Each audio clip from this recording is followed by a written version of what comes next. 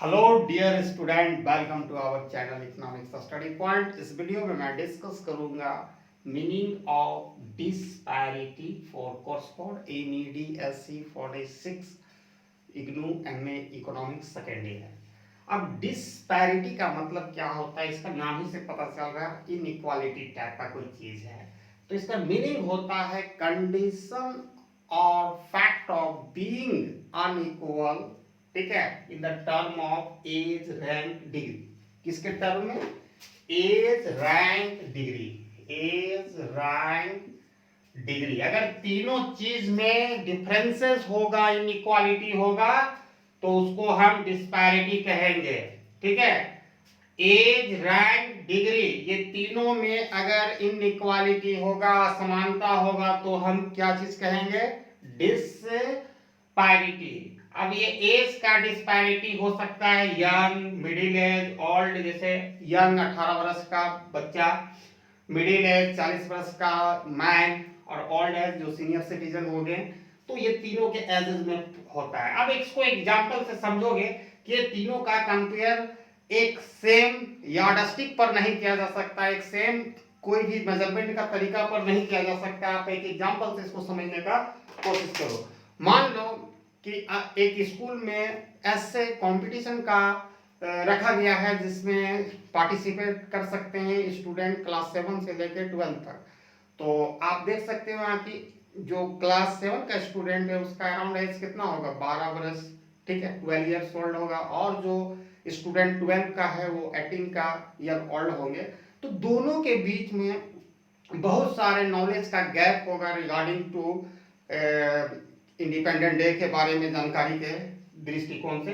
तो यहाँ कहीं भी वो कंपटीशन के आधार पर आप ये इवेलुएट नहीं कर सकते हो कि क्लास 12 के बच्चे अच्छा परफॉर्मेंस की। नो डाउट इस कंपटीशन में जब पार्टिसिपेशन हो रहा है क्लास 7 से लेकर 12 के बच्चों का, इसमें कोई शक नहीं है, कोई डाउट नहीं कि 12 क्लास के बच्चे ज्यादा अच्छा परफॉर्मेंस देंगे। क्योंकि इसलिए परफॉर्मेंस ज्यादा देंगे क्योंकि उनके पास ज्यादा एक्सपीरियंस है, ज्यादा नॉलेज है जो कंपटीशन जिस चीज के लिए हो रहा है। ठीक है, तो यहाँ कह सकते हैं कि इस तरह की एज डिस्पैरिटी होता है, उसको एक सेम यार्डस्टिक, ठीक है, या एक सेम क्राइटेरियन पर हम परफॉर्मेंस तीनों एज ग्रुप को माप नहीं सकते हैं। इसका बेटर चीज यही है कि यंग एज का परफॉर्मेंस यंग एज किससे कंपेयर करना चाहिए। जैसे जो ऐसे कंपटीशन हुआ, अगर वही चीज को हम बांट दें, क्लास 12 के बच्चे के बीच में होगा, 9 के बच्चे के बीच में अलग होगा, 10 के बच्चे के बीच में अलग होगा, 7 के बीच के बच्चे में जो कंपटीशन, ऐसे कंपटीशन जो इंडिपेंडेंस डे का है, आई डे का, तब हमको रियल माने तब बच्चों की ओरिजिनल परफॉर्मेंस हमें पता चलेगी, एक्चुअल परफॉर्मेंस तभी हम पता लगा सकते हैं। ठीक है, तो कोई इसके मतलब यहाँ मेरा कहने का एक मतलब है कि जब एज डिस्पैरिटी हो यंग, मिडिल, ओल्ड का, तो हम उसको एक सेम यार्डस्टिक, एक क्राइटेरियन पर हम माप नहीं सकते इन तीनों एज ग्रुप के परफॉर्मेंस को। रैंक डिस्पैरिटी में अब देखो, रैंक डिस्पैरिटी में किसी ऑफिस में चल जाओ, चपरासी भी होगा, क्लर्क भी होगा, ऑफिसर भी होगा। ठीक है, तो परफॉर्मेंस ऑफ चपरासी का जिस तरीका से हम मापते हैं उसी सेम वे में, उसी तरीका से हम ऑफिसर और क्लर्क का नहीं माप सकते हैं परफॉर्मेंस, क्योंकि तीनों के बीच में एक ह्यूज गैप है या बहुत बड़ा डिफरेंसेस है in term of knowledge, experience, ठीक है, इंटेलेक्चुअल डेवलपमेंट। ठीक है, तो ये तीनों का अलग अलग इन्वायरमेंट भी होता है। चपरासी का जो मटेरियल वेलबींग थोड़ा कम होगा, क्लर्क का उससे ज्यादा होगा, ऑफिसर का काफी होगा। तो उस आधार पर तीनों, जब हमारा मटेरियल वेलबींग पर भी डिपेंड करता है हमारा परफॉर्मेंस। मान लो जो व्यक्ति रूरल एरिया में रहता है, वहाँ ना तो हेल्थ का फैसिलिटी, ना एजुकेशन का है, ना इलेक्ट्रिसिटी का, तो उसका ऑलरेडी परफॉर्मेंस होगा। जो बच्चे या उस मान जो रूरल एरिया में रह रहे हैं बच्चे, तो उनका परफॉर्मेंस कम होगा एज कंपेयर टू जो मेट्रोपॉलिटन सिटी में रह रहा है, जैसे दिल्ली, मुंबई जैसे शहरों में। वहाँ के बच्चों को ये सब गॉड गिफ्टेड चीज मिलता है, इलेक्ट्रिसिटी हो गया, एक बेटर इन्वायरमेंट। तो ये डिपेंड करता है। उसके बाद है एज हो गया, फिर poor, average, in the term degree. Degree तीसरा ले रहे हैं। डिग्री क्या होता है? मात्रा जिसको कहते हैं, पुअर, एवरेज, एक्सीलेंट, जैसा कि कंडीशन ऑफ कार में होता है, ठीक है, डेवलप, डेवलपिंग, अंडर डेवलप, जैसा कि कंट्री के स्टेटस में होता है।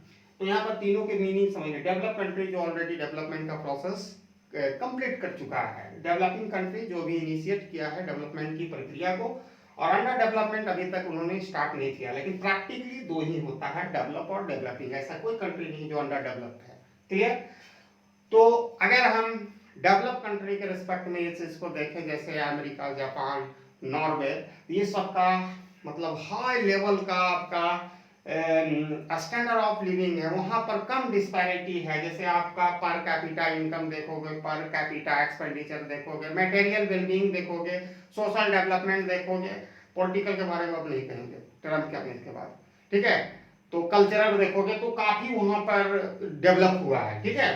तो आप यहाँ उसका कंपेयर हम बांग्लादेश, नेपाल, ठीक है, पाकिस्तान से करें, वहां के तो लोगों मैंने बांग्लादेश इस सब के लोगों का जो स्टैंडर्ड ऑफ लिविंग से अगर हम अमेरिका का लोगों का स्टैंडर्ड ऑफ लिविंग का मतलब कंपेयर करेंगे तो ये अनजस्टिफाइबल होगा, मतलब ये करेक्ट नहीं होगा, क्योंकि वो इंजॉय कर रहा है develop country high level of development का, और ये हमारे यहाँ जो जो हमारे नेबरिंग कंट्री है, जैसे नेपाल हो गया, पाकिस्तान हो गया, बांग्लादेश, वहाँ पर कैपिटा इनकम देखो, पर कैपिटा एक्सपेंडिचर बहुत कम है as compare to America and other develop country के तुलना में। तो कहने का यहाँ मतलब है कि जो डिग्री जो डिस्पैरिटी होता है उसको भी एक सेम यार्ड में नहीं मापा जा सकता है। आप अगर कंपेयर करना होगा, कंपेयर नहीं किया जा सकता। अगर कंपेयर करना ही है